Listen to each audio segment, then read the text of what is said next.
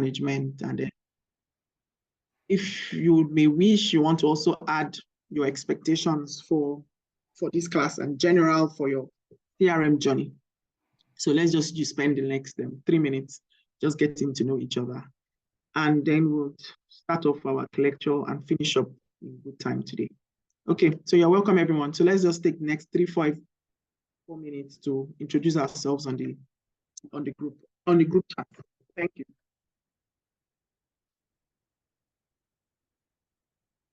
So I'll be back to just read everybody's introduction and welcome you all officially.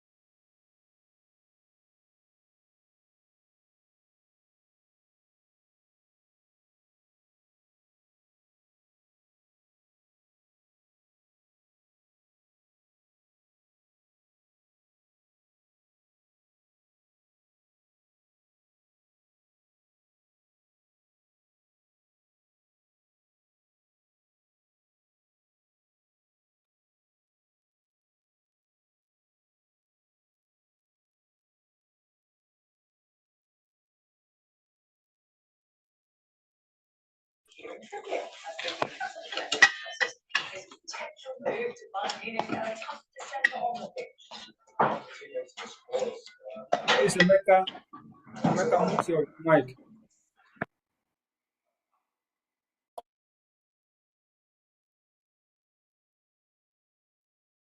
Okay. Yeah, so I'm back now. Let me just go through the chat box. Okay, yeah.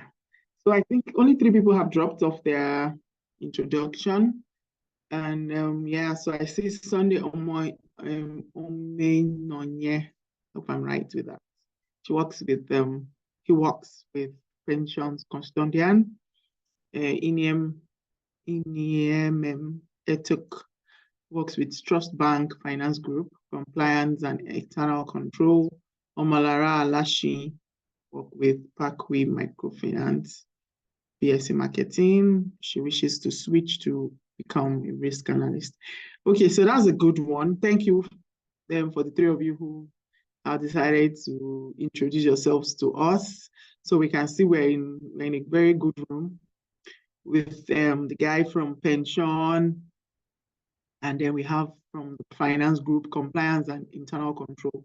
That's also from the microfinance bank. So it's a rich room already, and I think I'm excited to be on this journey with you guys, and it's going to be a very interesting moment.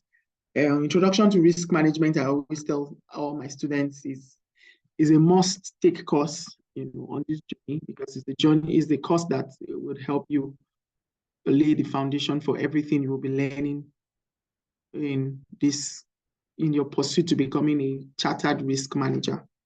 This is where you lay that foundation. This is where you understand the definitions of concepts, the definitions of risk. And then I know with every training or with every learning opportunity, there's always people from different categories. So you have those who already know so much, those who are just somewhere in the middle, and those who do not know much. So we would have a very good mix of that in the crowd, and we would always be there to help each other and make everything that we learn to be more robust. There's always room for interaction. There's room to understand, from your own perspective. Risk management is a very, how will I put it? It's a very fluid course in the sense that you can easily bring in your perspectives. You can easily translate it to your own sector or to your own sphere of what you are used to, your own sphere of understanding. So I'm open to that. I'm open to different thoughts and processes. There's a structured part of it, and then there's also the perspectives that come in that could help us, have a robust understanding. So let's feel free as we start off. I'll just start recording. Okay, I think I've started recording already. Okay, so that's good. And that's it. Okay, so we have Olamide Atolagbe. She works with Providence Bank, and is in risk management. Okay, so that's a good one. I also like the fact that we have people in risk management. Okay, so we can go now. I don't know if I want to take more because I gave us time to actually do this so that we can have a specific time for it. I gave us 3 minutes to do this. People are just dropping it now. Well, it's all good. Let me take this last one. Chizoba Obiora, BSc Actuarial Science and Insurance. Oh, interesting. I like the fact that I have an insurance person here. One of my favorite bosses actually studied actuarial science in Unilag, and would always, try to make us feel like there's no other course like actuarial science. So it's good to have you here, and to be an interesting time to also have the insurance perspective to risk management. Okay, that being said, we start off. Let me share my slide.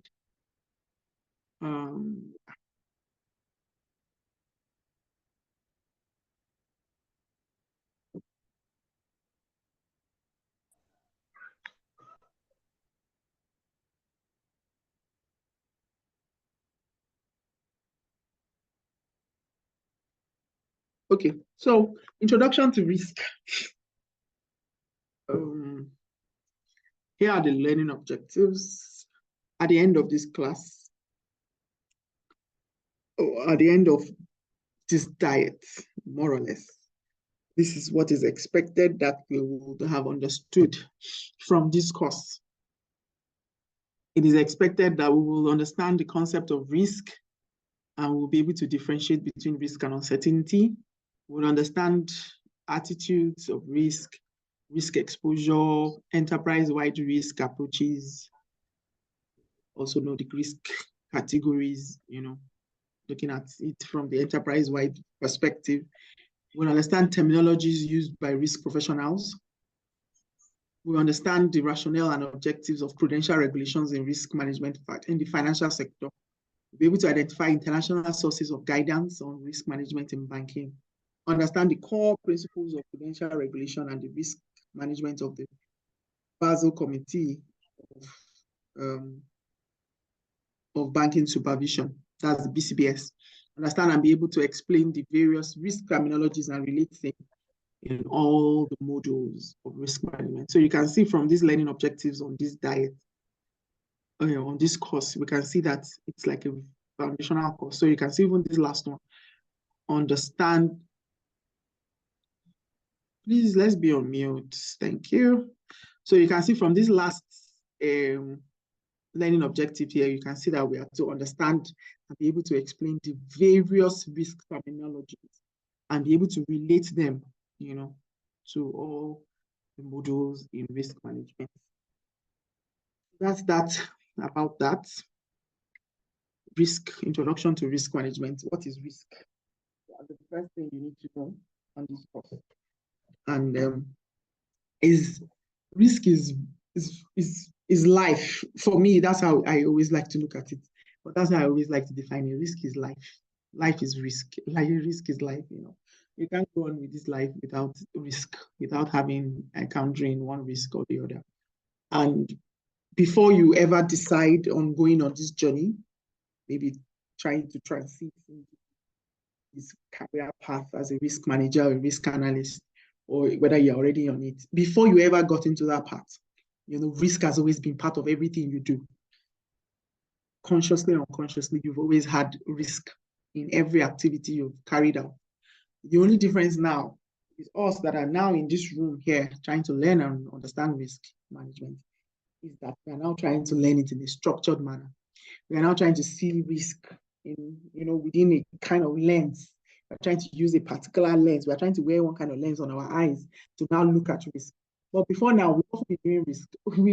Right from the time you started having an impression in your head, right from the time your mind started to understand things, how you grow from that cradle to when you start trying to take your first steps, when the first time you ever started understanding life, you've encountered risk, you've dealt with risk, you've managed risk. As children, as babies, trying to take those first steps. You've heard things like, hey, don't go there, don't touch this, drop it, leave it, go away from there. That's, already awareness of risk or what could be risky. Risk is part of life. Risk is our life. Risk is what is our breath, is our living. The only time you will not be exposed to risk again is when, the person is 6 foot under or something. So risk has always been an integral part of virtually every decision we take. It's an inherent part of our lives, our processes, and it therefore has direct or indirect influence on, us as individuals or entities, the organizations that we work in. It's inherent. It's part of it. When you say something is inherent, it means that it is a part of it. You cannot separate it. You cannot separate risk from your life. You cannot separate risk from your business, or you cannot separate risk from your organization.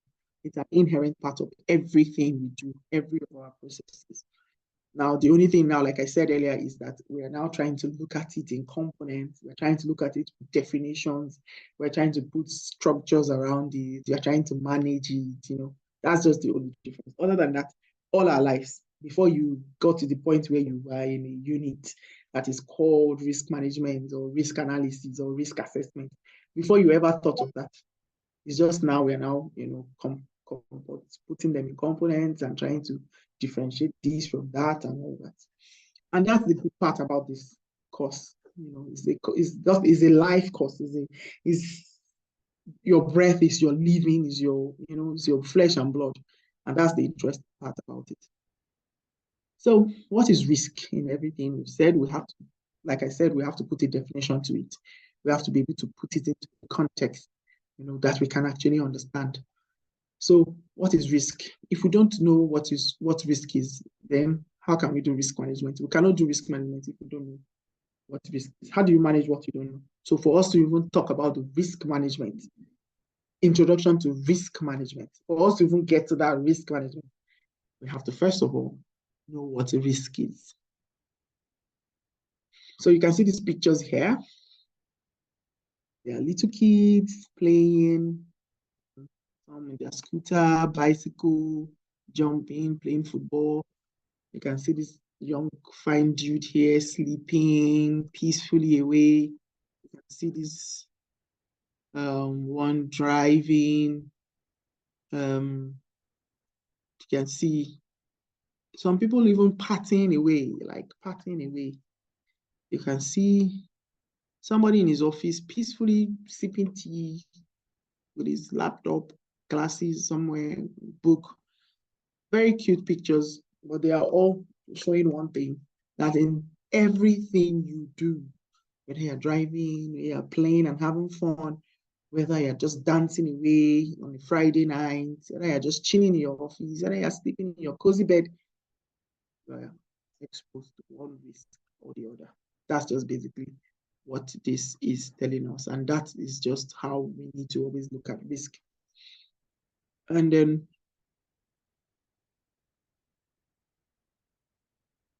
sorry, just a minute. Is everybody on this call, are we all using our real names? Because I'm seeing some names I do not recognize.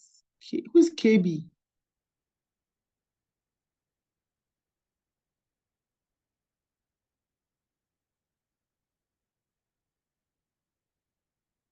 Who's KB?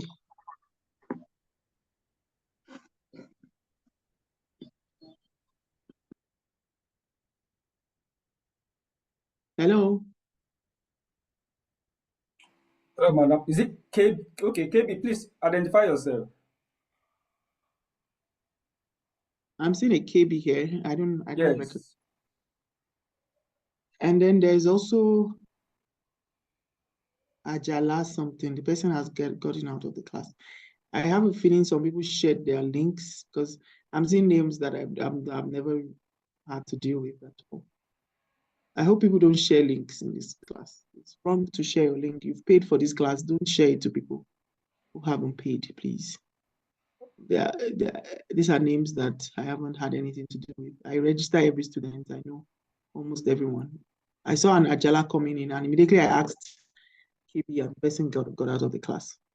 Please, who is KB? You need to recognize yourself. I need to know who you are, please.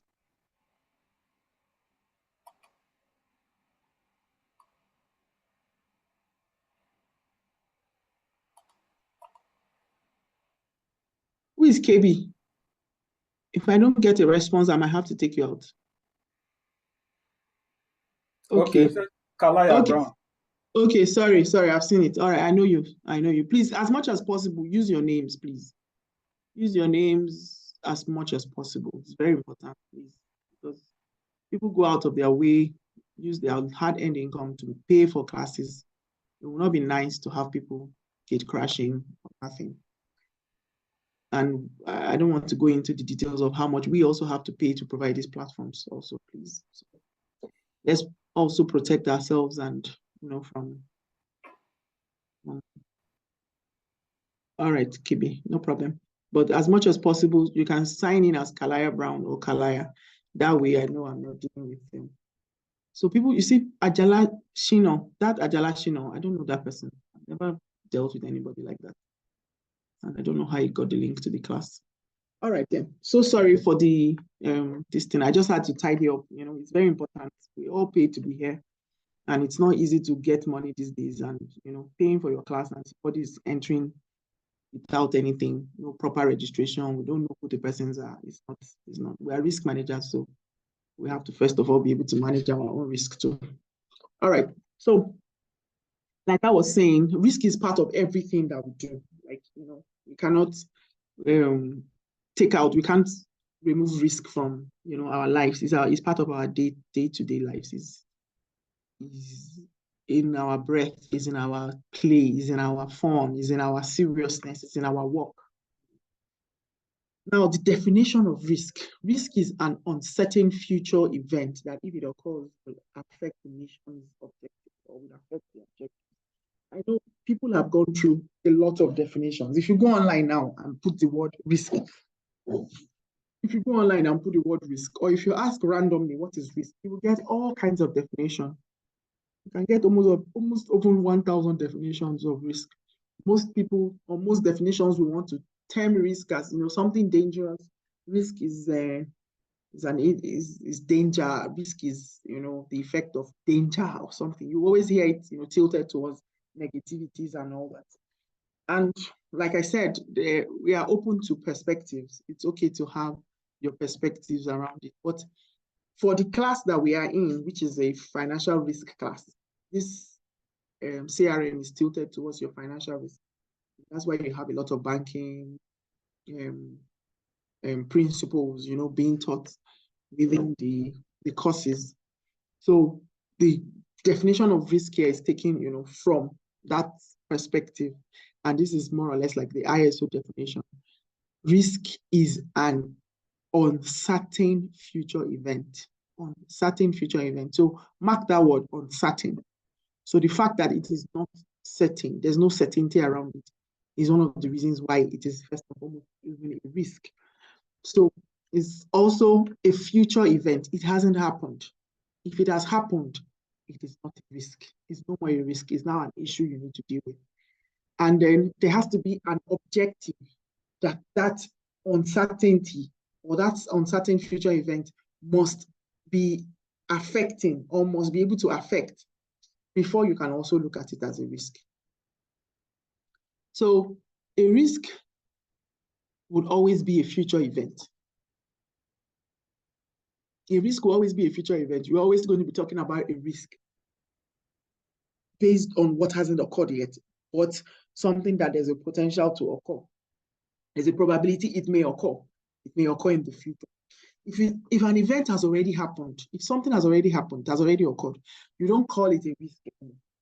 You now call it an issue that you need to now deal with, that you need to now work on, that you need to now treat, or you need to now, Now, risk is an inherent part of all our processes in life, and therefore has direct or indirect influence on all stakeholders. Management, business partners, individuals. Is an inherent part of all our business processes. It's part of every single thing. If you open a business today, if you open an organization today, you're already exposed to the risk from the first day, from the first moment. And it has direct or indirect influence on all the stakeholders of the organization, whether the business partners, whether the management, whether the individuals within the organization. Now, risk is generally defined as uncertainty of outcomes. When there's uncertainties around your outcomes, there's a probability that your outcomes may, may be this way or that way, Let's assume, let me break it down to like that, when I talked about a child trying to learn how to walk, for example. Okay, so the moment the child picks up that step and is taking a step, what makes it a risk is the uncertainties that that child may not get. Maybe the child has noticed a toy 5 meters away. Child has picked up a step and is trying to walk to that toy to pick up a toy. Now, what are the uncertainties that that child will not get to the toy, will trip, fall, have an injury? What are those uncertainties? What are the probabilities that the child may, the objective is to go pick up a toy. The objective is to walk. The objective is to go pick up a toy. Now, the uncertainties or the future events, that's something that might happen in 5 minutes or in 3 minutes, is the future event. Now, the uncertainties around it now is, could she fall? Could she trip? Could she twist her leg? Or he, So those are that's your uncertainties. Now, the Institute of Risk Management defines risk as a combination of the probability of an event and its consequences. Consequences can range from either your positive or negative consequences. So gone are the days where we all used to believe that risk would only lead to something negative. Over time, we have realized that your risk can also result in positive outcomes or negative outcomes. This is widely applicable and practical definition that can easily be applied. So you look at risk as risk is equal to the function of probability and then your outcome. Now, these are various definitions. The Institute of Internal Auditors, they define risk as the uncertainty of an event occurring that could have an impact on the achievement of objectives, which is related to what I had said earlier. Risk is measured in terms of the consequences and the likelihood. So here you look at the consequences, which is the impact. the severity of the impact, and then the likelihood of it occurring, the frequency of it occurring, the probability of it occurring. What's the probability that there will be, for the child who's trying to walk, what's the probability that the child will fall? What's the probability that the child will sleep? What's the probability that the child will get to the destination? What's the probability that the child will pick up the toy? What's the probability that the child's toy will not fall from his hand? So risk is measured in terms of, the consequences. Now, what's the consequences, the impact? If the likelihood is your probabilities, right? So if the likelihood that the child will fall is, say, a very high likelihood. Now, what's the impact of the fall? Will the fall lead to maybe a broken head or a broken leg or a cut on the feet or a cut on the leg? So that's your impact now. What's the impact of that fall? Is it going to have a high impact? Will it cripple the child? That's a very high impact, for example. Or will it just make the child brush off and stand up and continue to walk, which is a low impact? So risks are usually measured in terms of consequences and likelihood, or you can use the word probabilities and impact, or you can also use the word frequency. Frequency also is more or less like your probability or your consequences. Sorry, or your likelihood. Likelihood, frequency, and probability are usually used interchangeably. And then you have your consequences, severity, and impact. They are used interchangeably. So risk is usually measured within those two, using those two dimensions. The consequences against, the likelihood, or you say the severity against the severity against the frequency. Frequency is the number of times, the likelihood of something occurring, the number of times it occurs. And then your impact is looking at the actual, the results, the outcomes, the actual outcomes, the measuring the impact of the outcomes. Now, Orange Book from HM Treasury sees risk as the uncertainty of outcome within a range of exposure arising from a combination of the impact and the probability of potential events. So that's what I have also been saying since. Now, this is the ISO definition, which is the definition we use. ISO standard defines risk with just 5 words, which is: risk is the effect of uncertainty on objectives. There are many standards in risk management, such as the World of Project Management, which defines risk as the effects of the uncertainty on project objectives. So just like we said, risk is the effect of uncertainty on objectives. That's the same thing with your project management. Risk is the effect of uncertainty on project objectives. So if you just want to look at that and break it down and understand that concept, effect of uncertainty on your objectives. So for you to even have a risk, for you to talk about risk, you cannot talk about risk in a vacuum. For you to talk about risk, there must be an objective. In an organization, organizations have different objectives. They have their strategic objectives. They want to be positioned rightly. They want to acquire. They want to merge with other organizations. They want to have, they want to be the biggest name, the biggest brand. Those are strategic objectives. They want to have a very huge brand presence. They want to acquire all the branches. They want to have branches in every single state in Nigeria. They want to have branches in every single country in West Africa or in Africa. That's a strategy. So those are their strategic objectives set by the organization. Now, for you to have a risk, a strategic risk, it is the risk on that objective, on that strategic objective, risk of it, the effect of the uncertainties on that objective. Organizations also have their financial objectives. They want to have their bottom line, in place. They want to have, declare their profit after task or profit before task. They want it to, be as robust as possible, have a high, huge capital base. Their financial objectives. They want to have a good market share. They want to have, if it's a bank, for example, they want to be able to give out loans and ensure that the loans are paid back with the required interest. Those are all credit objectives or financial objectives, if you want to put it under your financial, under the financial part. Now, the financial risk now are the effect of the uncertainties that can affect that objective. That's how you get your risk. So before you say this is a reputational risk, or this is a strategic risk, or this is a legal risk, or this is a regulatory risk, or this is a market risk, or a credit risk, or an operational risk, you first need to understand that all of that has their objectives. So you have your operational objectives. What are your operational objectives? To ensure that the operations of your organization run smoothly. Your day-to-day operations run smoothly. There's no disruption. Those are your objectives. If it's a bank, for example, you have the operations of the bank. You move your credit to these, you open accounts, you do your KYCs. Those are your operations of the bank. These are the things that keep the bank going.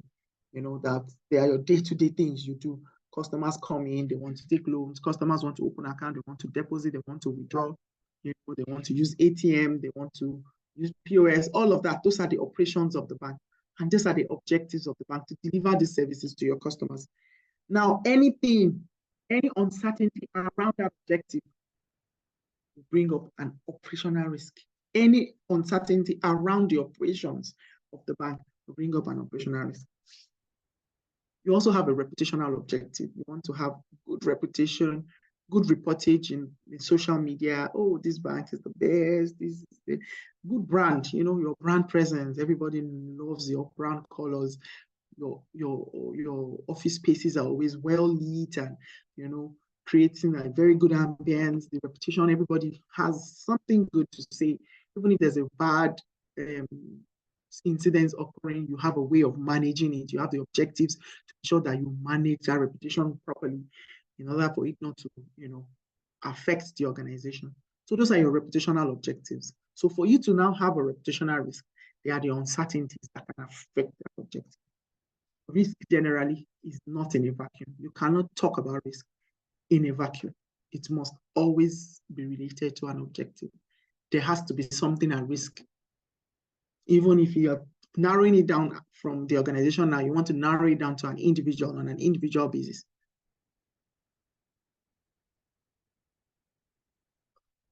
You want to narrow it down to like an individual basis, you look at your objective, for example, of being in this class.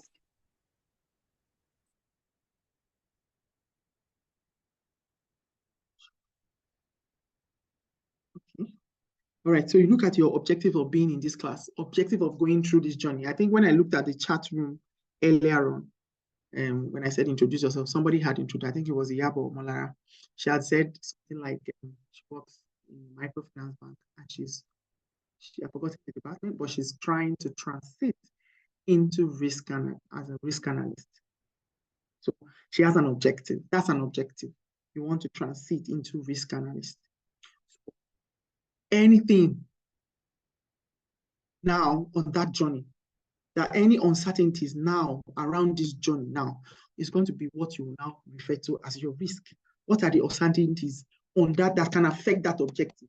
The objective is to transit into a risk analyst. So you have decided to embark on the journey of writing your CRM exam, of attending classes with Risfina Analytics, registering with CRMI Institute to write the exam. Now there's going to be an exam day. There's going to be a system where you have to log in to write your exam. There's going to be classes every weekend from now till maybe the first week of April. There's going to be classes the whole day. Saturdays from 8:30 till about 4. Sundays, the same thing. After church or after your rest on Sunday, you have to log in to have classes. These are all events that are going to happen. Now, there are uncertainties around that. You might want to take classes every single weekend, and then somebody is inviting you to part, or there's Nigerian football final match or something, or there's something very important that can take you. That's an uncertainty. You may not know now, you know. There could be a power outage, there could be system failures, you know. So those are those uncertainties that can prevent that objective from being achieved. Is what is actually risk. That is actually where the risk comes.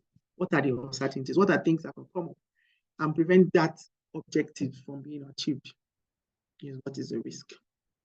So yeah, the two main elements of risk is uncertainty and objectives. So when you're talking about risk, always relate it to objectives, always relate it to the uncertainties and objectives, the uncertainties that can affect the effect of the uncertainties on your objectives. In every single risk, just try to think about, if you put your mind down and you try to settle, whether within an organization, whether as an individual, you see the objective and you'll be able to understand the uncertainty that might affect the objective. Now, that uncertainty is what is your risk. Okay, moving on. Objectives as an element of risk. Okay, I think I've already talked on this. Yeah, I've already progressed. Top of my head, I have this slide somewhere all in my head. I don't sometimes have to look at it. Okay, so risk will always be defined in relation to objective. For example, an organization may have strategic objectives.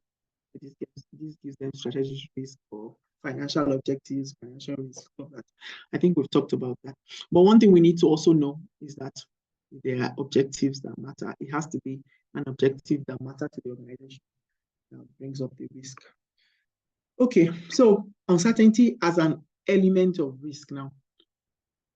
And uncertainty could result in two different outcomes. It could result in your positive outcome, could result also in negative outcome.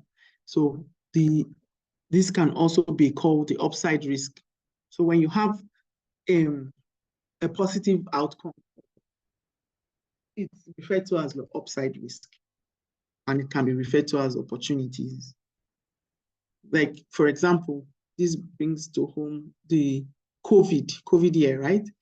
COVID was supposed to be, the uncertainties around COVID, deaths around, people were coming down with all kinds of illnesses and dying left, right, center. I remember that time, once you check the TV, CNN, or any of all these TV stations, you're seeing counts, they'll tell you the number of people that have contacted COVID, number of people that have died, number of people that are hospitalized, all of that. So there was a whole lot of events happening around COVID. But in as much as that was a risk, or the uncertainties were, affecting a lot of objectives of, individuals, organizations, countries, states, there was all that, going on. As much as that, it also resulted in a lot of positive outcomes. It had its own positive side. So many businesses were birthed, that year. A lot of businesses were birthed. A lot of businesses had to understand, how to transit into, different kind of workspaces rather than sticking to your physical environment. A lot of people transited into virtual spaces, So it created also its own positive side, expansions and all that. So there's always a positive and a negative. I'm sorry, the risk or an uncertainty rather, could result in, two different outcomes. It could result sometimes in a positive outcome, and sometimes it could result in a negative outcome. Now, if it results in a positive outcome, it's called upside risk, and it's also called opportunities. It can create opportunities. Then if it's a negative outcome, it's called downside risk, and it's also called threats. So that can be called threats. The ISO 31000 is a topic on its own. We'll talk about that. About 3-4 topics a week. We'll be talking on the ISO 31000. But for now, we're bringing it in here because we're taking out the definition from there. ISO 31000 standard defines the effect as a variation from what is expected. So when you hear effect, is a variation from your expectation, and it could be positive or negative.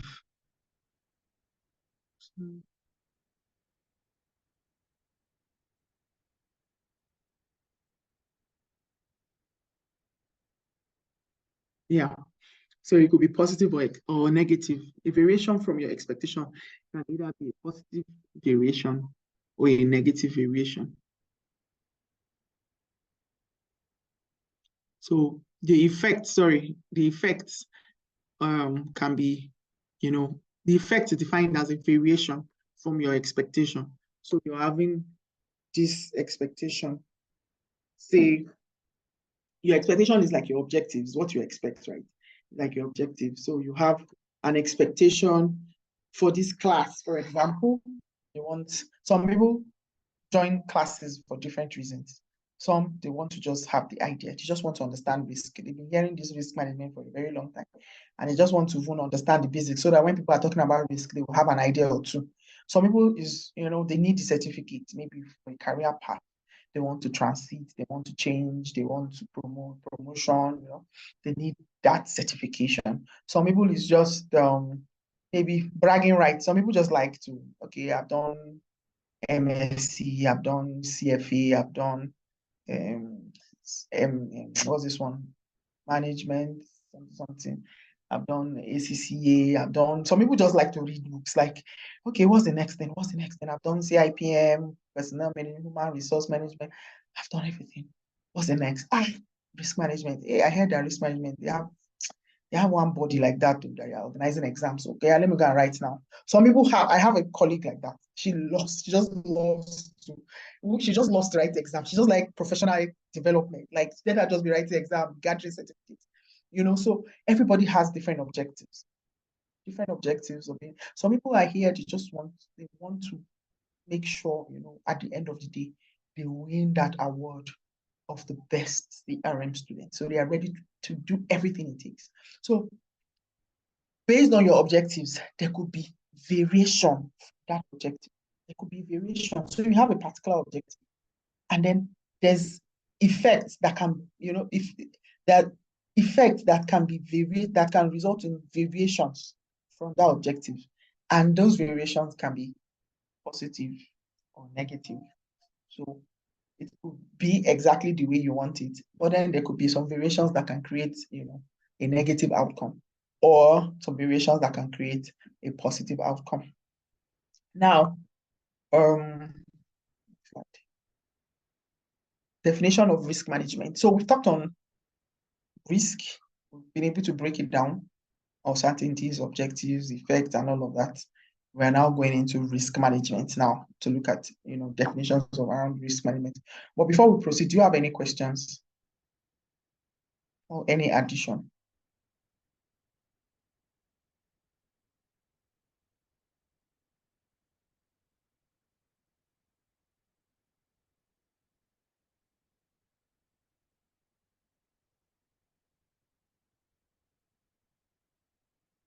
Okay, so I think I can proceed.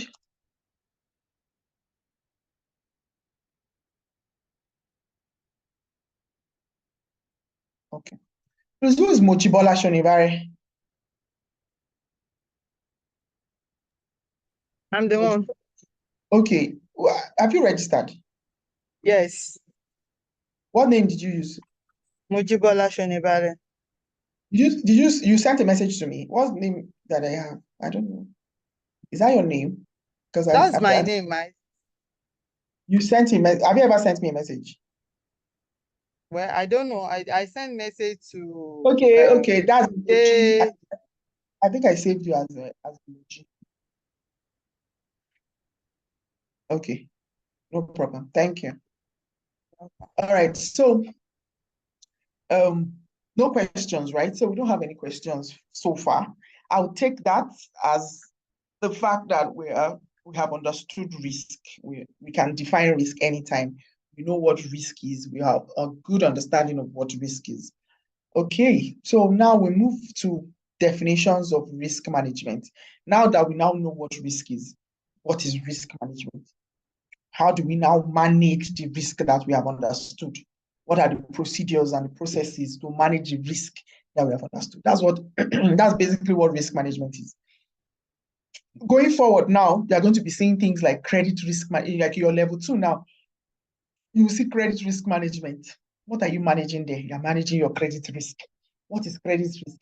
The effect of the uncertainties around the credit objectives of a bank or the credit objectives of a financial institution.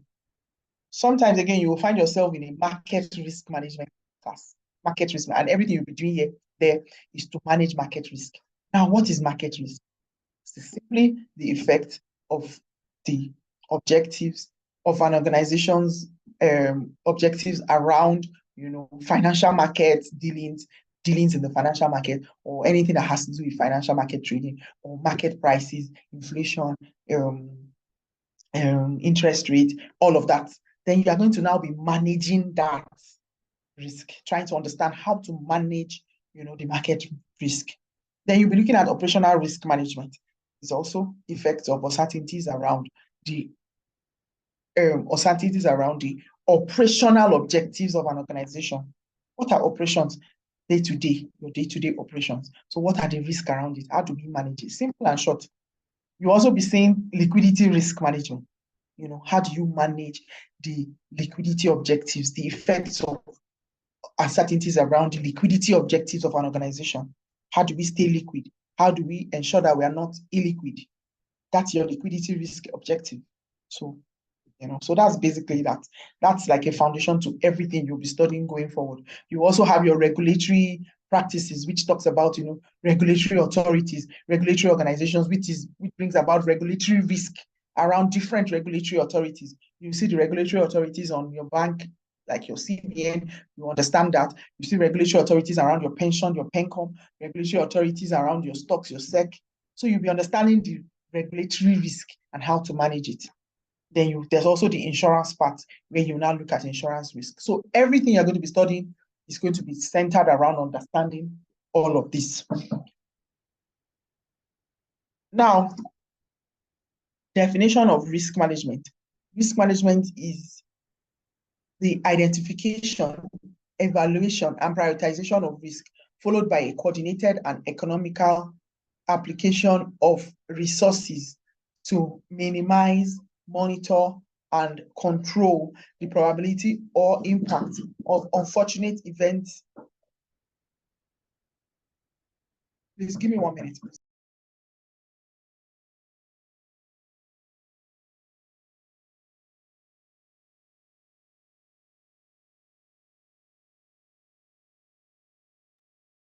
Okay, so it's also defined as the process of identifying, analyzing, assessing, controlling, monitoring, and reporting risk events that can impede the achievement of set objectives. So that's exactly what we've been saying. Your risk is what affects your objectives.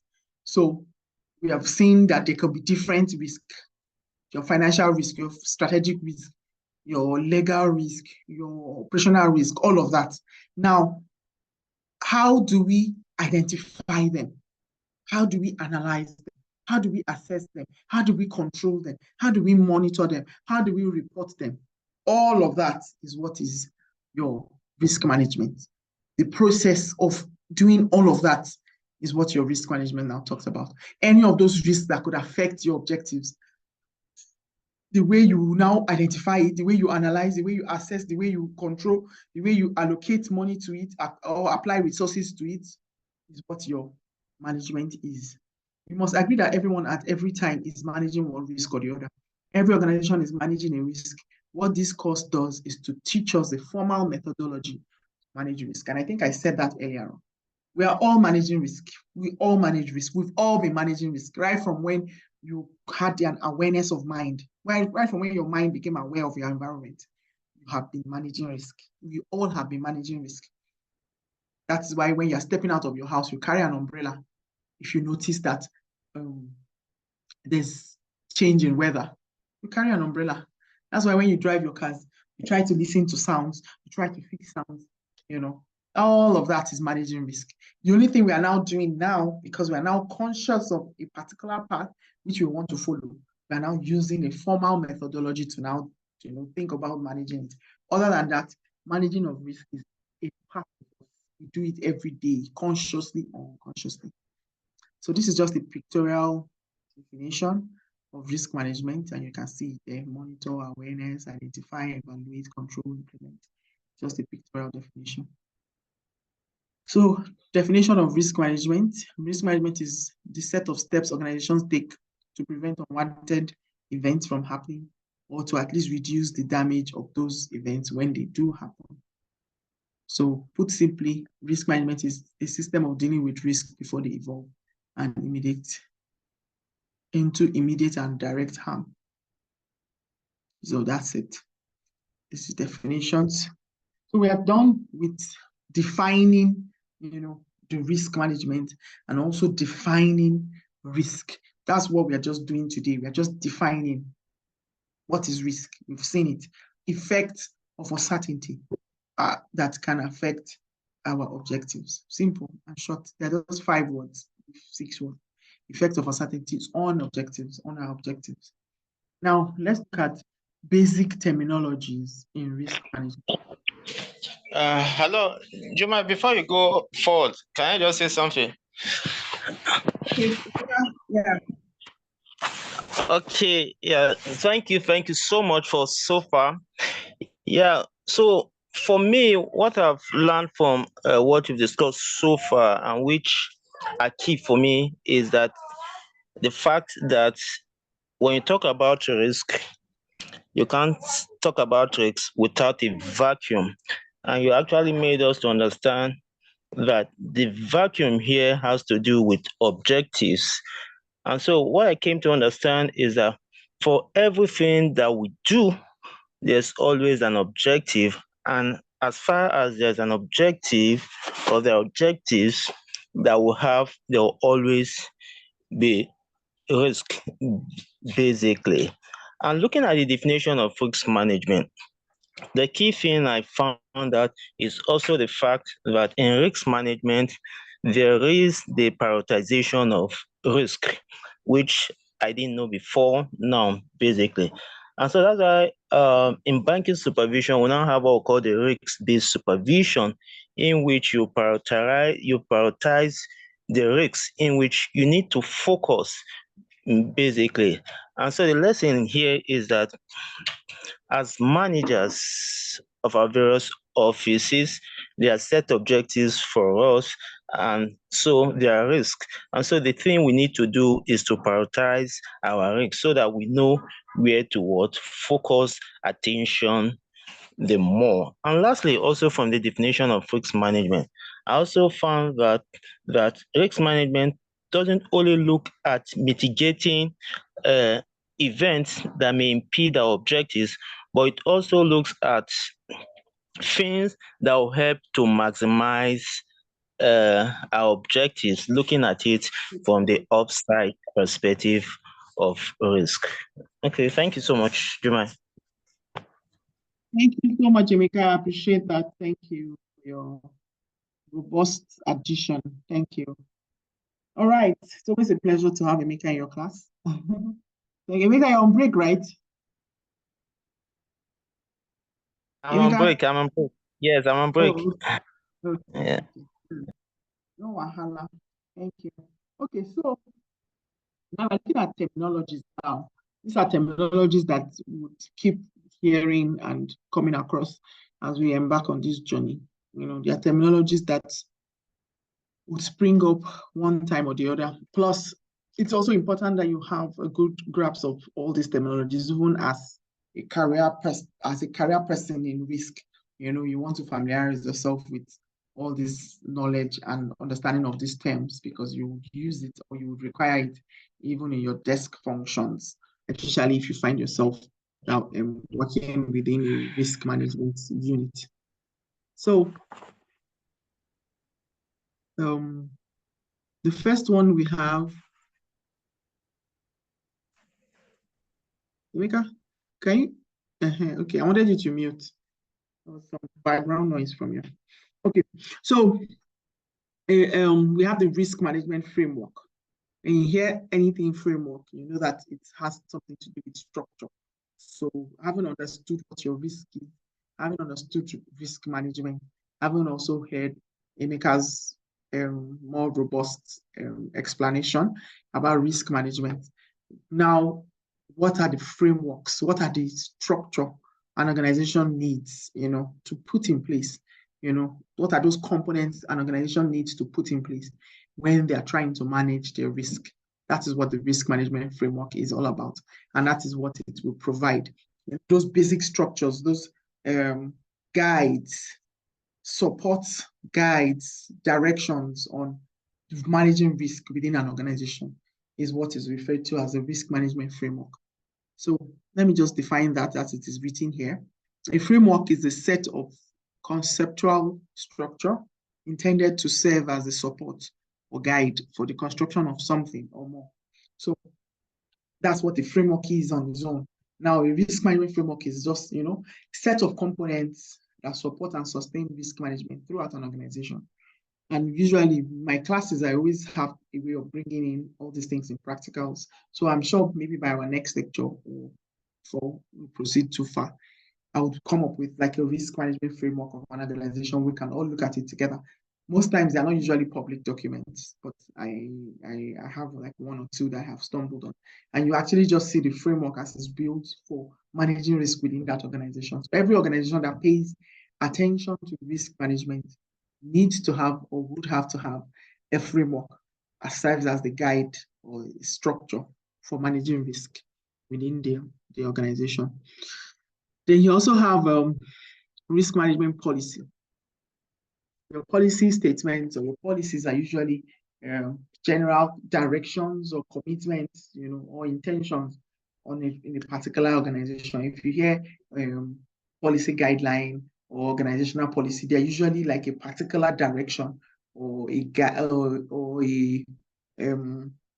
principles, around a particular commitment. This is how things must be done. This is how it will be done. These are laid down principles. Policies are usually laid down principles. So what is a risk management policy? It expresses, the organization's commitment to risk management. And then it now gives a general clarification and direction and on the intention to manage risk within the organization. It's usually a statement. The risk management policy is usually a statement that shows, usually a statement that shows the policy of the organization to achieve best practice in risk management or best practice in managing all their risk. So you find your risk management policy saying, in this organization, we shall abide by this. It's usually like a statement, a policy statement that serves as a commitment, as a direction for all within all that is concerned to know, what the tone or what the direction of the organization is towards managing their risk. Then you have your risk management plan. Risk management plan, it describes how an organization intends to manage risk. So now this now looks at the intentions. Now it looks at the plan, actual plan, laid out step-by-step plan on how the organization intends to manage risk. It describes the component, the approach, and then also the resources that will be used to manage the risk within the organization. So it includes the procedures, practices, responsibilities, and activities that the organization utilize while trying to manage the risk. Planning is very important. When you fail to plan, you practically plan to fail. So if an organization is really keen on managing risk, interested in managing risk, then they should have a risk management plan. For those of us that find ourselves in risk management units or department, we should have a risk management plan for the organization. This is the plan. This is our plan.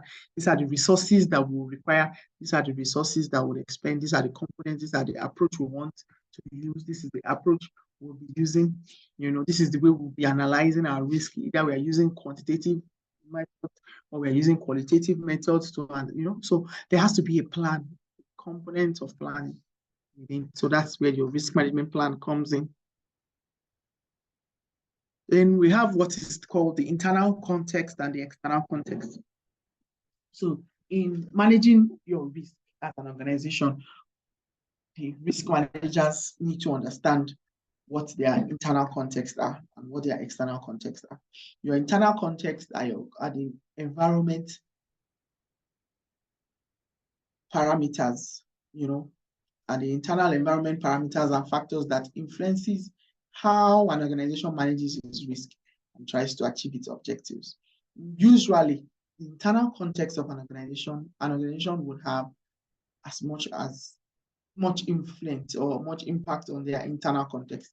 Their internal context could be the people within the organization, could be the systems within the organization, could be the processes So that's your internal context. The people, who are the kind of people that you employ? Who are the team? Who are the people? Who are your management team?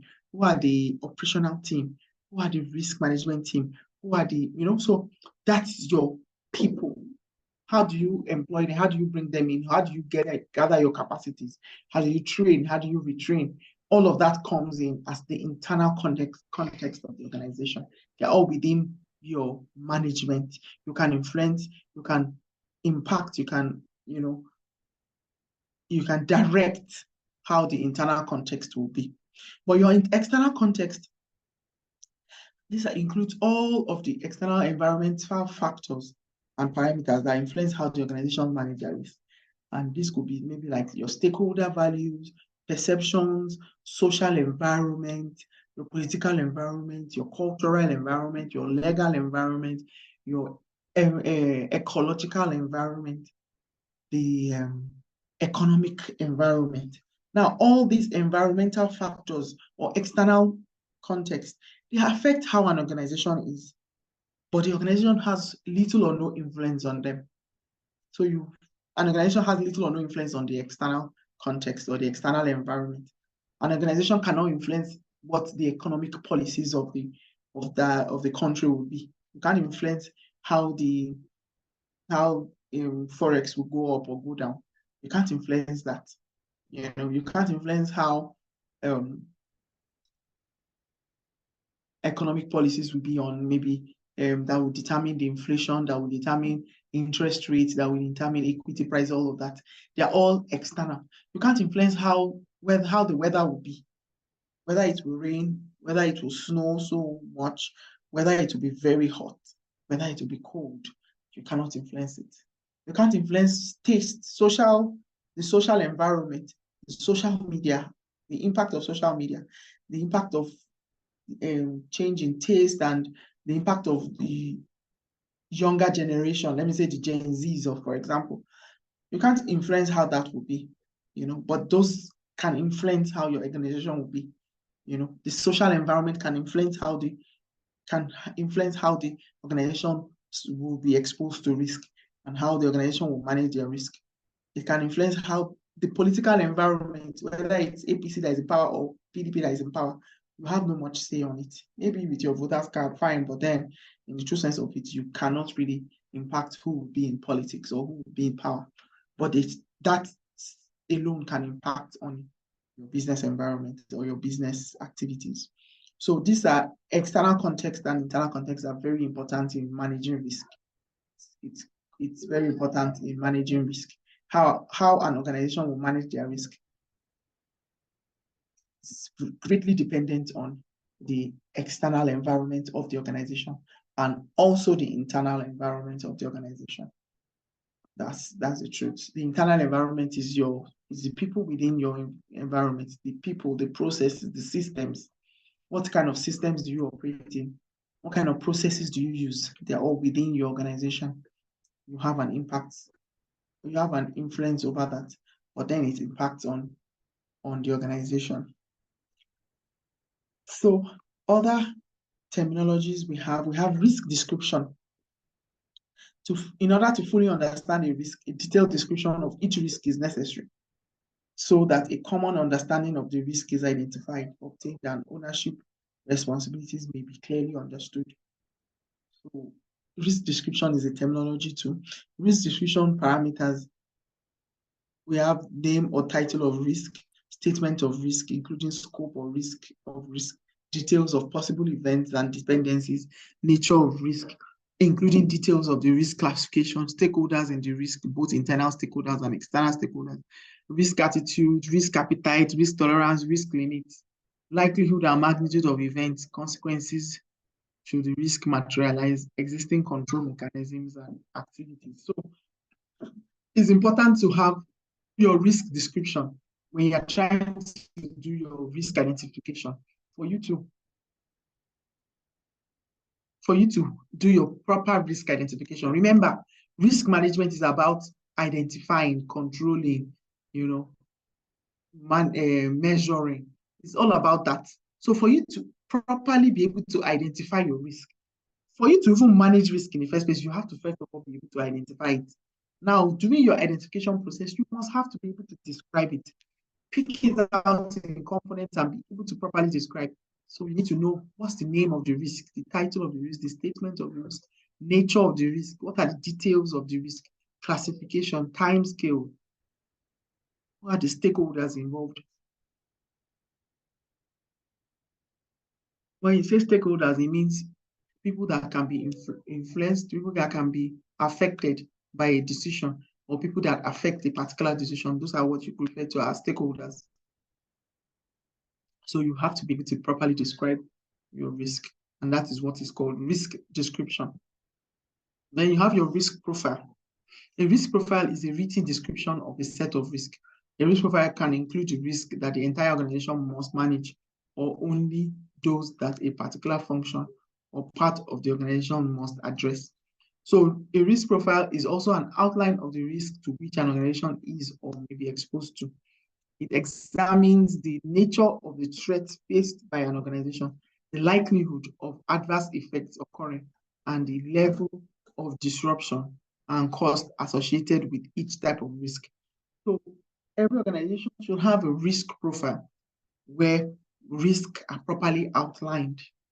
They've been measured, they've been outlined, and then they have been, explained in terms of the nature of threats, in terms of the likelihood of the adverse effect occurring, in terms of the level of disruption, the impact, of that disruption. How much impact will it have? Will it have a high impact or a low impact? How is the probability that this would occur? Is the probability high? Is it low? Is it medium? Or is the probability 1 out of 5, 2 out of 5, 3 out of 5? You need to be able to profile your risk. After identifying them and describing them in your risk description, then you want to profile them now and put them in proper components to be able to know and understand the impact those risks would have on the organization. So it's all that comes under your risk profile.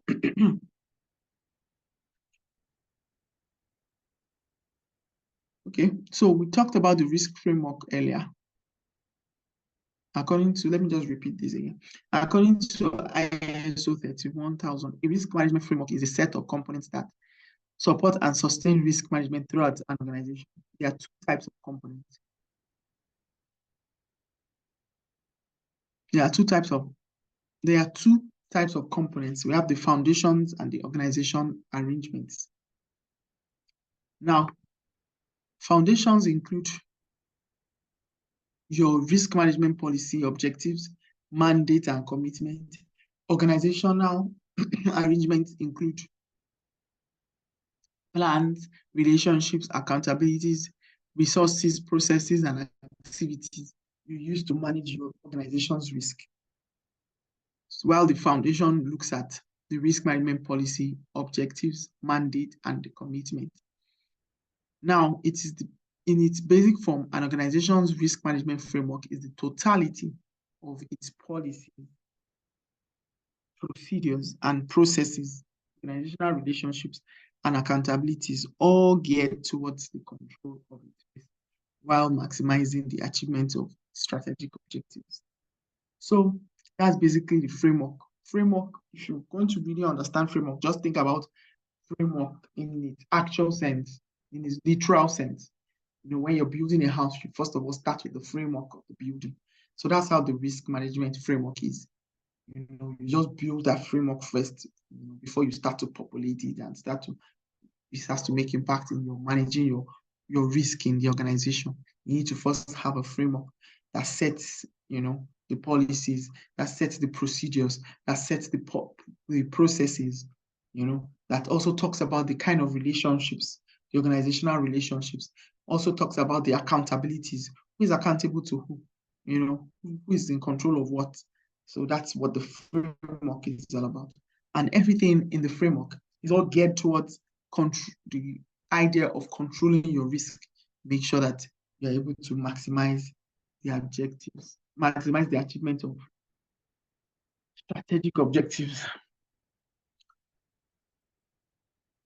So I think this is just repeating what we've said: risk management policy, risk management framework. So another one here, we have risk stakeholder and the risk owner. So a stakeholder is a person or an organization that can affect or can be affected by a decision or an activity. So a stakeholder is an individual or an organization that can affect you or can be affected by your decision or by an activity. So who is a risk stakeholder? Definitely is, stakeholders also include those who have the perception that a decision or an activity can affect them. ISO 31000 distinguishes between external and internal stakeholders. So your risk stakeholder is a person or an organization that can affect or be affected by a decision or an activity that can lead to a risk.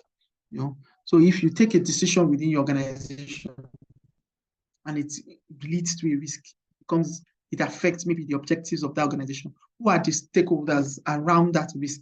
Who are the stakeholders around that effect? Who are the stakeholders? Who are the people that it can affect? Or who are the people that can affect that situation? That's the risk stakeholder. Who is a risk owner?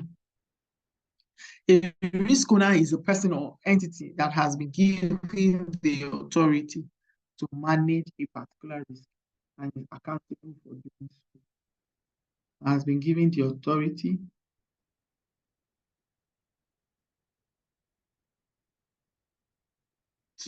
A risk owner is a person or entity that has been given the authority to manage a particular risk and is accountable for doing so.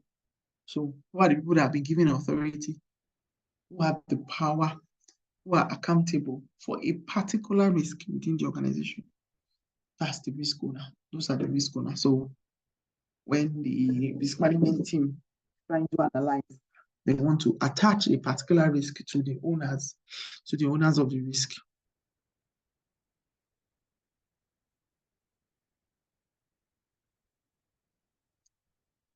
Now we have your risk treatment.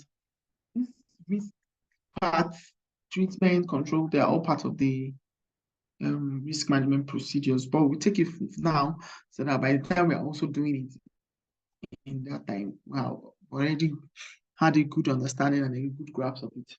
Risk treatment is a risk modification process. It involves selecting and implementing one or more treatment options. Once a treatment has been implemented, it becomes a control, or it modifies existing controls. So the treatment is more or less like trying to, after identifying your risk, you've identified your risk, you assess them, you analyze them, you realize which one has a higher impact. Which one has a higher impact, or which one has a higher frequency or higher probability. After having analyzed, having assessed, if you also had to do some reporting, having reported, having evaluated it, the next thing you want to do is to treat it. You want to treat the risk. You want to take care of the risk. You want to put in your treatment options. There's always treatment options to every risk, at least most of the risk. Always have a treatment option. So how do you treat it? Do you want to transfer it? Do you want to ignore it or accept it? Do you want to reduce the risk, or do you want to, just accept, reduce, transfer, or you want to avoid it entirely? Zuma, your hand is raised. Yes, I was wondering, is it possible for a particular risk to have several risk owners if it cuts across maybe several unit departments of an organization? So in that case, how do you now decide who is the risk owner? I think in that situation, you can have several risk owners. So it will basically be tilted towards who has the responsibility then at that point. Let me so who has that responsibility and the authority? But most times it is usually one risk owner, so that it can be narrowed down to the person who takes responsibility, to manage that particular risk. It's better when it has just one owner. There might be different levels of responsibility. But the risk is better when it is owned by an individual or an entity, just singularly there. That way it's properly managed. Okay. Okay, Juma, can I just add something? Yes, you can, please. Okay, yeah, that's good. That's a great, good question, basically. And so, for example, let's use a bank, basically, and say you have the operation, let's call it operation office, and under the operation office, say you have person in charge of, say, as a teller that receives and give out cash. And so, as far as collecting and giving out of cash is concerned, basically, the risk owner there is the teller involved. And so where you say you have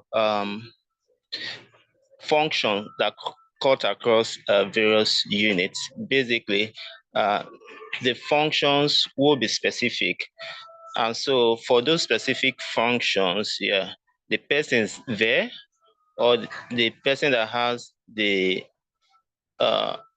such role becomes the risk owner, basically talking about the person.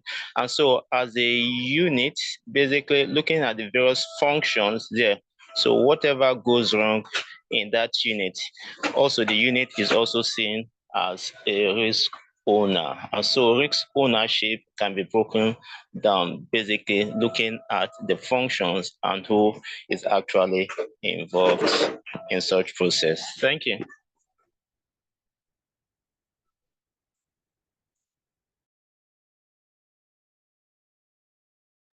Sorry, I was on mute. Thank you, Emeka. Thank you for that. And then thank you also for the question. Okay, so back to where we were.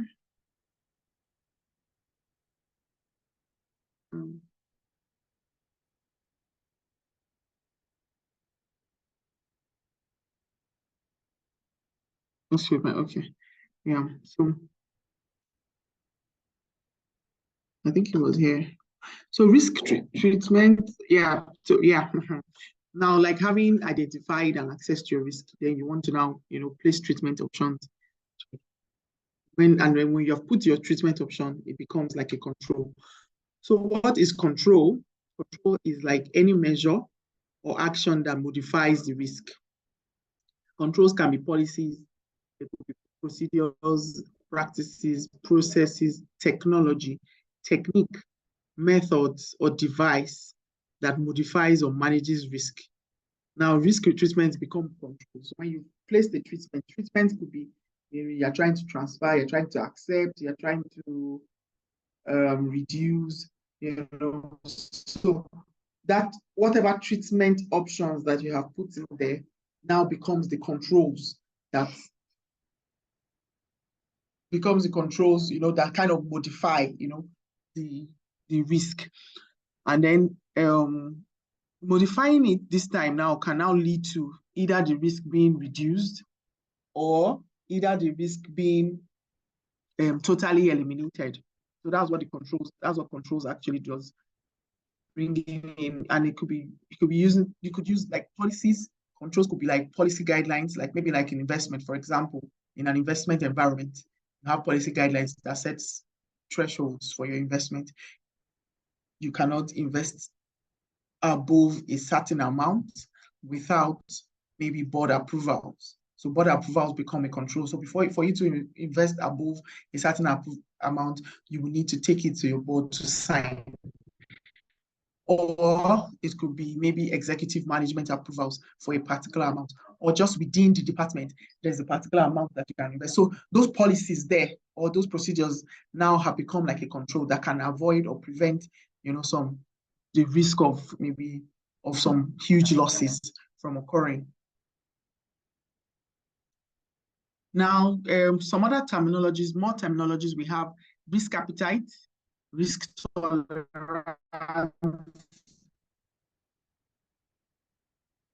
risk register, risk limit. Okay, let me just take them one after the other.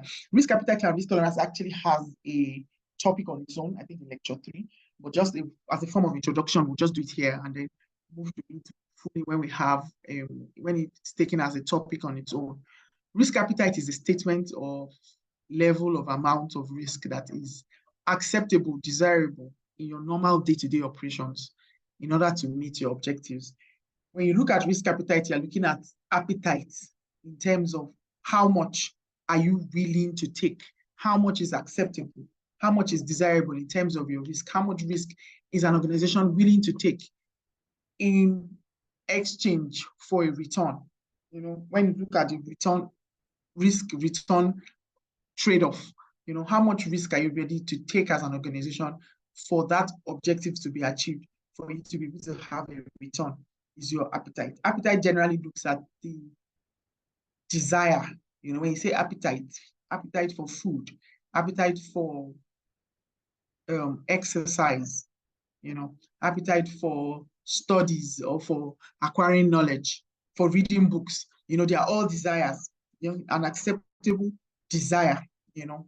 So how much or what's the level of risk that is acceptable or that is desirable within your normal day-to-day operations to meet your objectives is your risk appetite. And usually they are defined into 3. Okay, so they are actually broken down into 3 levels, which could be your risk taker, risk neutral, and risk averse.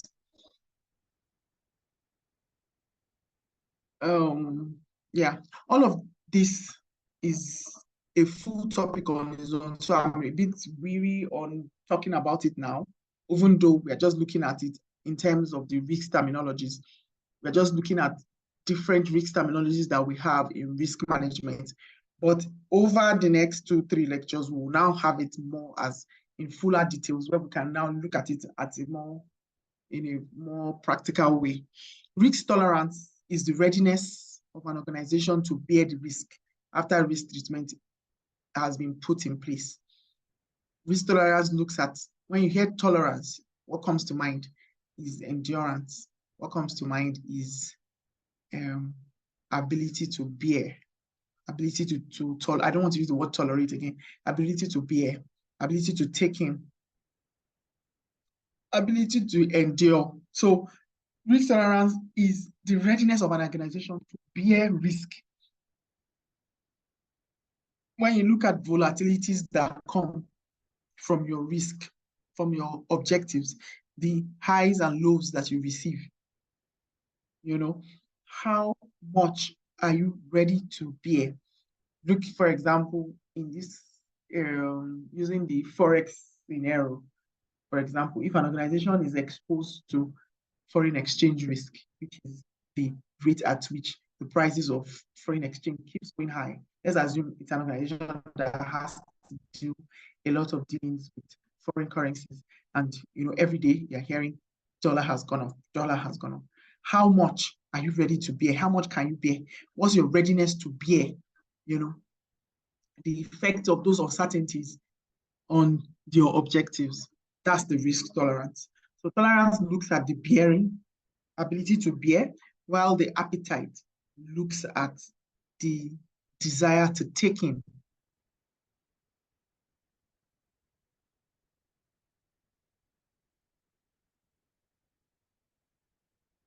So while the appetite looks at the desire to take in, or the level of amount you are willing to take, then the tolerance looks at the bearing.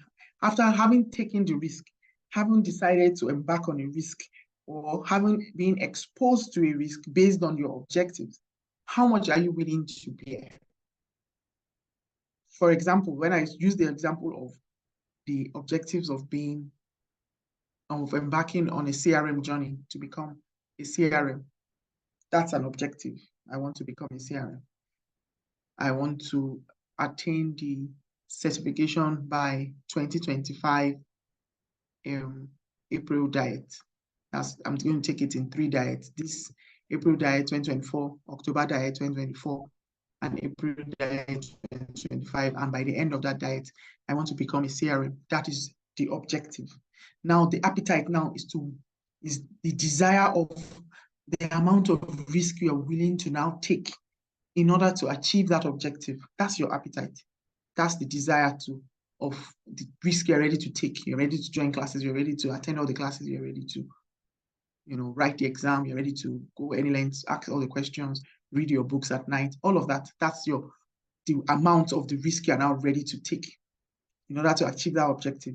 Now, your tolerance now looks at, in terms of the variabilities of outcomes, in terms of the volatilities, the highs and lows, the days that there will be no network, the days that the tutors are not available, the days that the exam days that maybe there will be hitches, how are you ready to now bear that risk at the time where those volatilities come? How are you ready to bear it in order to still be able to achieve your objective? And sometimes your tolerance levels are, sometimes it could have thresholds, could have limits, So the readiness of an organization to bear the risk after the risk treatment is placed in order to achieve the objectives is the risk tolerance. Then we have risk register. Risk register is basically a tool that enables the bank or the organization to understand its comprehensive risk profile. It's more or less where the profile of the risk is documented. We have talked about risk profile earlier. So having accessed the bank or accessed the organization and profiled their risk, there needs to be a tool, a document, where the risk is now documented, is now, kept in, and that's the risk register. So it's a dynamic living document which contains the details of the risk to which the bank is willing to manage at a given time. It enables risk to be quantified and ranked. So this is where your risks are also ranked from. They are ranked in maybe level of importance in terms of prioritization. Which ones do we take on? Which ones do we ignore? Which ones do we allocate resources to? So the risks are ranked, they are quantified in terms of quantities or in terms of quality. So if you're quantifying it in quantities, you want to look at them maybe in numbers. So out of 100, what's the probability that this risk would occur? So you want to rank it maybe an 80% chance that it will occur. Then you also want to look at the impact. If it occurs, what's the impact on the bank? Let's say maybe you are analyzing a risk of maybe credit analysis. Someone who wants to take a loan or an organization who wants to take a loan. You are now doing your risk analysis. You want to rank that. What's the probability that this KYC documents this person is presenting is true, like is accurate enough to ensure that we ideally or we truly know our customer? What's the probability? You now want to rank that. You want to give that a score. You want to quantify it, or you want to qualify it. Oh, it's high, it's low, it's medium. All of that. Having done that, you now want to keep it in a document, which is called the risk register. You have your risk limits. The limit is basically like a threshold. Risk limit is the threshold of risk that the bank is willing to take in activities. So as much as the bank has its risk appetite, as much as it has a risk tolerance level, there's also like a limit, that sets the bar, for the amount of risk that they will be willing to take. So the risk thresholds or the risk limit is actually connected to their tolerance level. So when it gets above their tolerance level, there's a limit,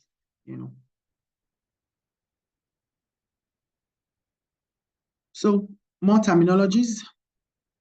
There's a risk rating versus risk source. Risk rating is a combination of likelihood and impact. It can be assessed as low likelihood, low impact, or medium likelihood, high, and all of that. So like I said earlier, when you're building your profile or you're trying to put your risk in a register, you need to do your ratings. So, and how do you rate your risk? You have to rate it across the dimension of likelihood and impact. So you identify a risk. Like I said earlier, let's assume we're identifying the risk around our credit. So the bank is basically about giving out credit, giving out loans, receiving deposits.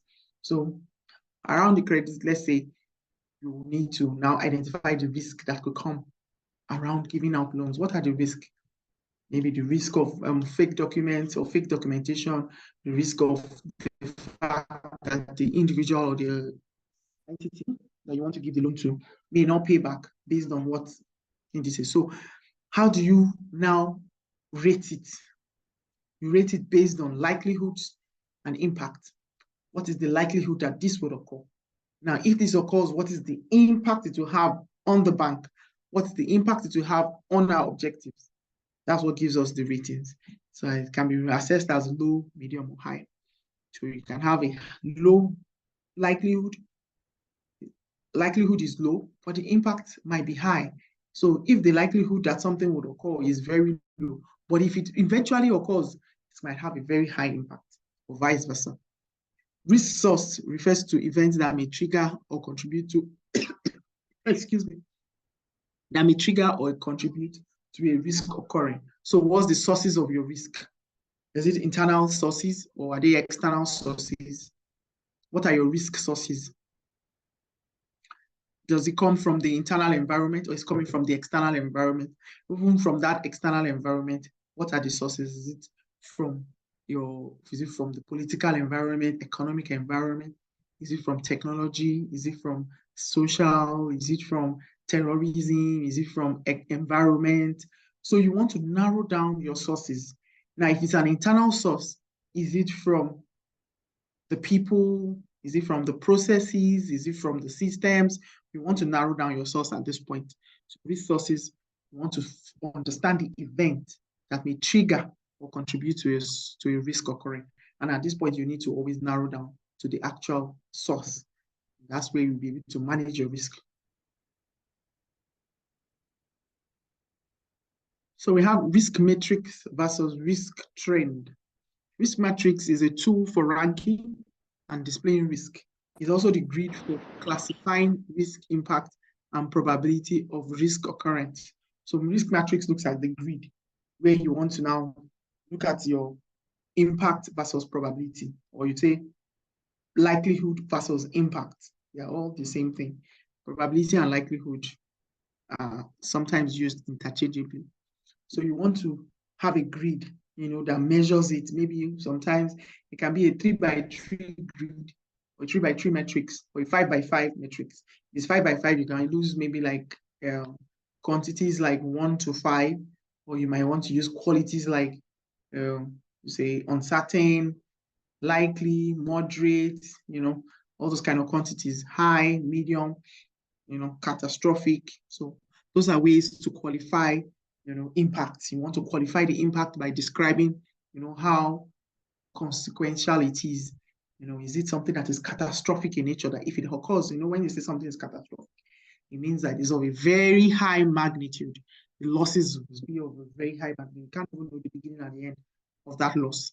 So if you say something is insignificant, for example, it means that even when it occurs, you don't even know. You'll be walking past the whole situation and you don't realize anything has happened. So that's insignificant. So the extreme of that is catastrophic. So you want to have like a 1 to 5, or you want to qualify it in terms of those definitions.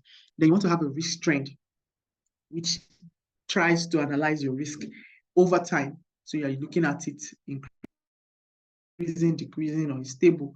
You want to look at the trend over a period of time, maybe 5 years, 6 years, 10 years, 2 years, 1 year, whatever the case is. And you want to check the direction of risk over a particular time horizon. That's risk trend. We have more definitions of terms. Inherent risk. So this is inherent risk. When you talk about inherent risk, it's a risk that is part of a particular system or part of a particular process. A risk that just comes with the process. It's just part of it. When you hear the word inherent, you can already tell that it is part of, it's inside. So that's why it's defined as is the uncontrolled level of all the risk that have been identified. So you have not put any control to it. It's just a risk that comes with a particular process. What's that risk that comes with this process? You have identified the process. What's the risk that comes with it naturally? You know. But now when you now put in controls, then you now have what is left after a control has been put is what you now call the residual risk or the remaining risk. Residual and remaining, they mean the same thing. So it's the initial level of risk, your inherent risk is the initial level of risk prior to the taking any actions, prior to taking any action aimed at changing the likelihood or the magnitude of the risk. So the initial level, that's the baseline level of your risk on any process, in any particular identified process, the risk that comes with it, you know, before your controls are put in place. So when you put in your controls and your controls have been implemented, you now have what is called remaining risk. Inherent risk. The inherent level of risk is sometimes referred to as the absolute risk or the gross risk here. So it's absolute risk or the gross risk. Then your what's it called? Your residual risk. Okay, we have a slide for that. Residual risk will now be referred to as the net risk. Okay, let me take the definitions. So is a managed, reduced, net or current level of risk that is achieved or that which is arrived at after the controls have been put in place. So your inherent risk comes with the process. Then you put in your controls. Let's assume the risk of, I was using the example of credit analysis. So you're trying to analyze like a credit in the bank. So you have the inherent risks like maybe KYC documents, for example, inadequate or inaccurate KYC documents can just be an inherent risk. That's a risk that comes naturally with that process. It might just be part of it. So your controls are now put in place.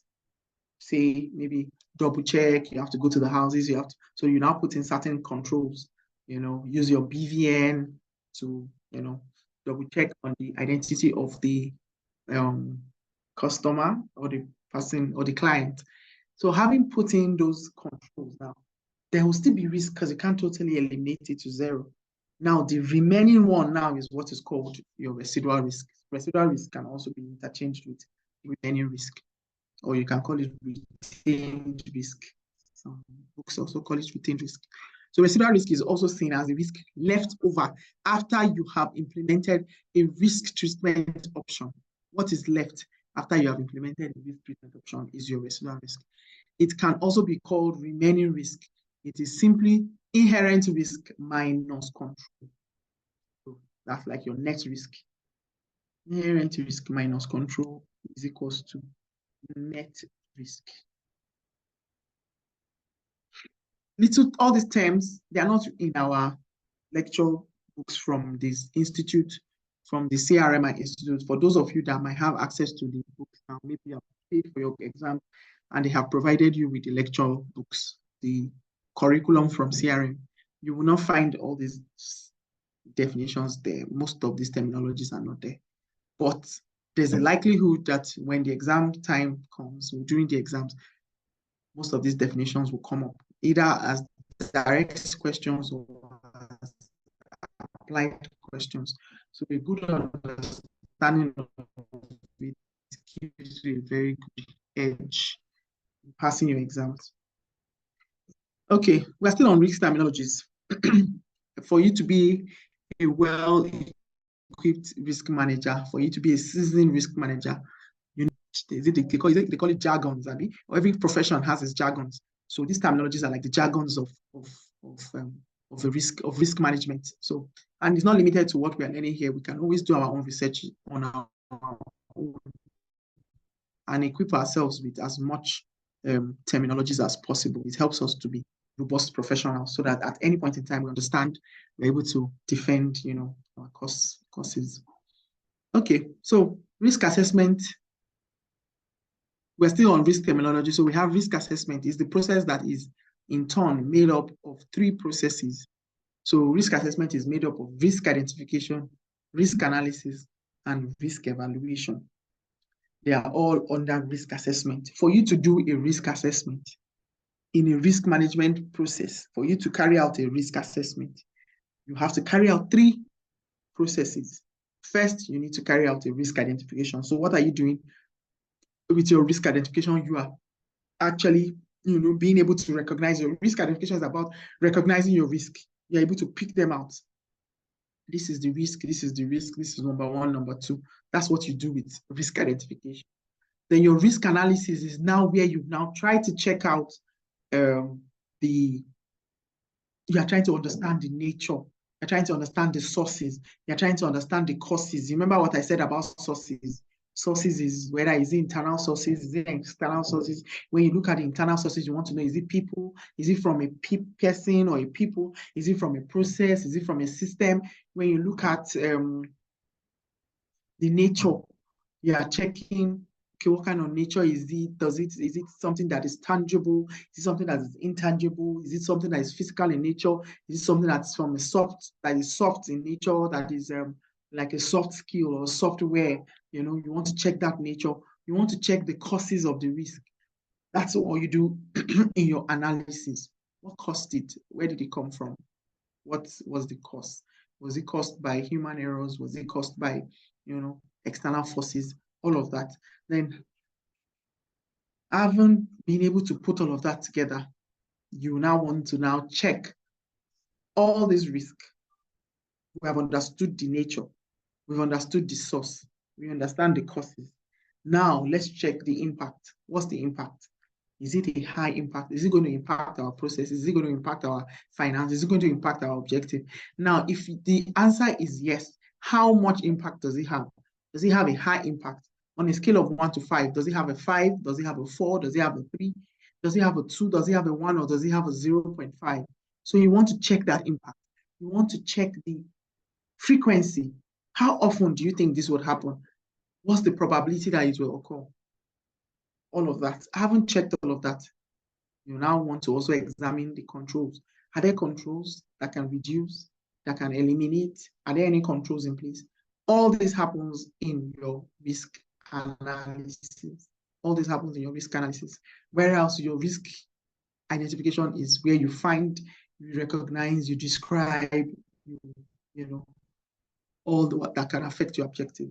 Now, having done your risk identification, then you do your analysis, then you also want to evaluate. What does evaluation do? Evaluation is the process where you compare your risk analysis results. Your risk analysis results, you always end up in whether a risk is high impact or low impact, low impact or high impact, or you want to say low frequency or high frequency. That is what happens in your risk analysis. So having gotten that result, you now want to compare the results with the criteria for your risk. There should always be a risk criteria. There should be always it's called like setting your risk criteria or your scope, So you now want to compare that result with the scope that you have set. Now, in order to now determine whether or not a specified level of risk is acceptable or tolerable. Based on your evaluation, the organization or the risk manager now determines, if the risk is acceptable. Is this something we can accept? Having compared it with our criteria, with our scope, can we accept it? Can we avoid this risk by all means? Or can we just transfer it to a third party? Or can we find a way to reduce the impact? So that is what happens with your risk evaluation. And these 3 processes, identification, analysis, and evaluation, is what you refer to as your risk assessment. So if you ever find yourself involved in a risk assessment process, say, okay, let's do a risk assessment. Is maybe a project. We're trying to do a project, maybe a build a software that will cater for maybe translation of a language or cater for a particular payment system. So now we're trying to assess the risk of that software we want to embark on, that project of that software we want to embark on. That's your risk assessment is just going to be divided into 3 processes, which is identifying the risk, analyzing the risk. So that's that on risk assessment. And then the last one we have here is risk likelihood and risk magnitude. So likelihood, when you hear the word likelihood, that's like a probability. And you hear magnitude, that's like your impact. So they are demonstrated using a risk map. Sometimes it's referred to as a risk matrix or a heat map. So they usually will interchange your risk map and your risk matrix or your heat map. This basic style of risk map plots the likelihood of an event against the magnitude or against the impact. So it's usually like a map or like a graph where you now have on one side the likelihood, and on the other side, like you have your x-axis and your y-axis. On the x-axis, you have your likelihood. On the y-axis, you have your impact. So you want to now check, okay, on this scale, what is the likelihood of this risk happening? You measure it, you point it, you mark it against your magnitude, and then like that for all the risk. And then you see magnitude is severity or impact. Severity, how severe is that risk if it occurs, or what's the impact? How huge is the impact? So you want to do all that measurement and illustrate it around the matrix or a map. The risk matrix can be used to plot the nature of the individual risk so that the organization can decide whether the risk is acceptable and within the risk appetite or the risk capacity of the organization. So it's based on that mapping of your risk, then you can now determine how acceptable a risk is. Is it within our risk appetite? Is it within what we are willing to take, what we are willing to do, or within our capacity? Do we have the capacity, the powers to actually contain and manage this risk? Or do we have the tolerance level to be able to bear the impact of this risk? The risk matrix or likelihood and impact magnitude would give the organization a clear picture on whether or not there's a risk to accept, reject, or reduce or treat. Yeah, so that brings us to the end of our long terminologies. Like I said, it's not limited to what we have here, but this is a whole lot, and we can always find more terminologies or vocabularies that equip us as better risk professionals. And like I also said, this is a class where you get that foundation laying ground in terms of risk terminologies, and it gives us that wide exposure, and it's whatever we get here would help in our understanding of other risk courses. So the word is for today: take risk. If you win, you'll be happy. If you lose, you'll be wise. Yeah, and that's for that lecture. Do we have any questions? I have a short quiz for just test our understanding. But before then, do we have any questions on what we have taken for today?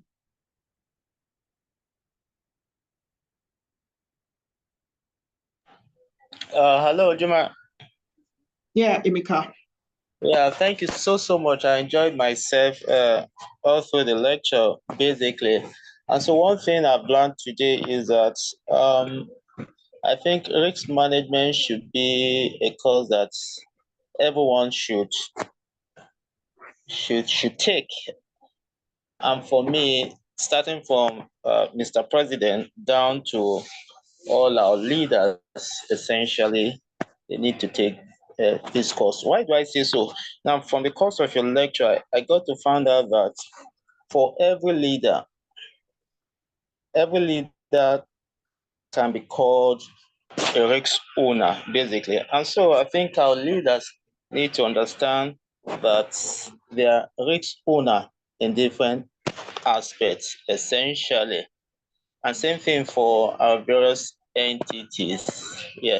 And so I want to cite example. Now, when you look at the FX volatility we're having now in our nation, now who do you think in your own opinion, who do you think is the risk owner as far as FX volatility is concerned? That's my question. Okay, sorry, were you talking to me? I thought you were still analyzing stuff. Come again, Emeka, please. I got a bit distracted. Sorry. Okay, yes. So in the course of our discussion, we got to understand that risk owner can be a person or an entity. And so for me, looking at the FX volatility in our nation now, who do you think should be the risk owner, basically, so that we know who we should hold responsible as far as the You're volatility? asking me, right? Or you're asking the class?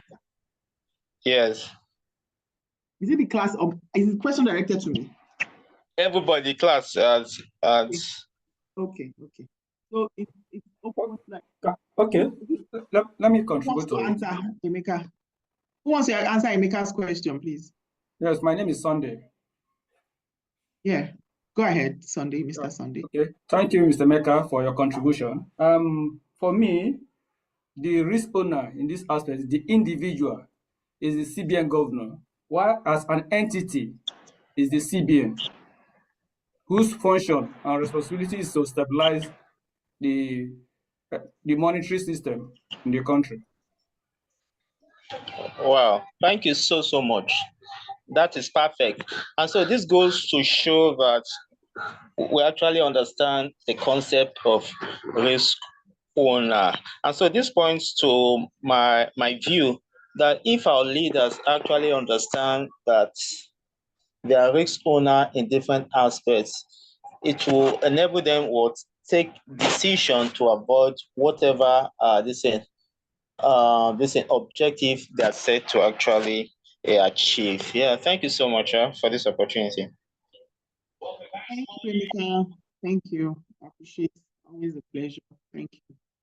Okay, thanks for that.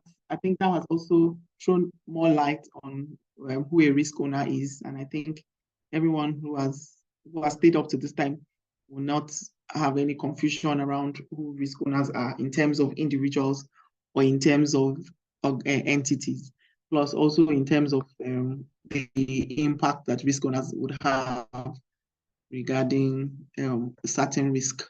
Thank you, Emeka. That's a good one. Thank you. I appreciate it. All right, so we just have this quiz here. We need to finish this up in 5 minutes so that we can have our break and then resume for the next segment of today's class.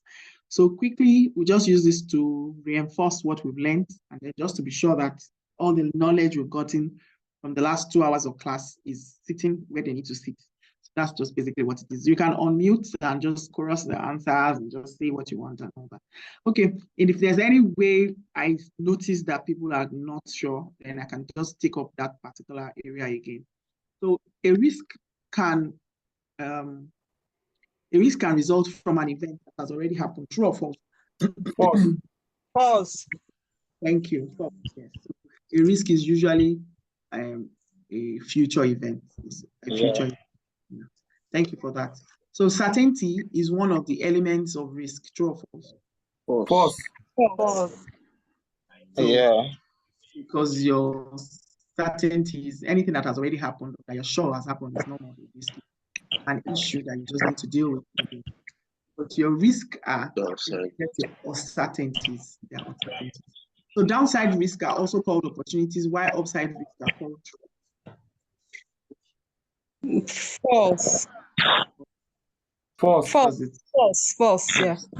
False. It's the other way around. Your downside risk are threats and upside risk are opportunities. The remaining risk after control is applied. So it's true. Also referred to True. risk. True. True. Yeah. Thank you so much. An officer that ensures risk is appropriately managed is also accountable. It is called a risk profile. I think so. Is this true? Sure, this is appropriately managed.